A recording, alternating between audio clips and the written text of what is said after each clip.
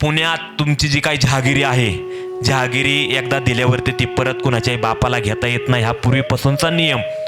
जहागिरी तुझी तुलाच राहील, पण तुला तुझ्या जहागिरीत येण्यास मज्जा वासेल.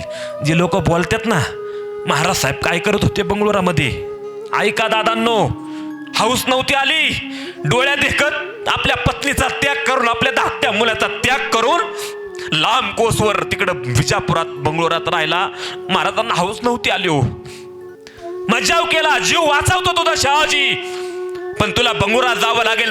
बंगलोर शहर तुझ्या नावावर करून देतो, पण तुला तुझ्या जहागिरीत येण्यास मज्जा वासेल. ज्या दिवशी येशील मुलायजा ठेवला नाही. महाराज साहेबांनी आपणच गेलो तर स्वराज्य कसं घडणार. महाराज साहेबांनी काळजावरती दगड ठेवला. ठीक आहे म्हटले. दादांनो, महाराज साहेबांची रवानगी बंगलोरामध्ये झाली. देहूत राहिला होते पुण्यामध्ये. तुकोबारायांचे आणि शहाजीराजांचे खूप जवळचे संबंध होते दादांनो.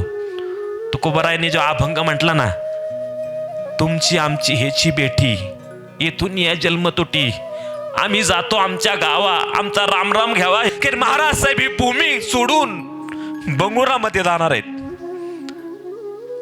आणि महाराज साहेब गेले, पण महाराज साहेबांच्या काळजात होतं स्वराज्य निर्माण करायचं. ती ठिणगी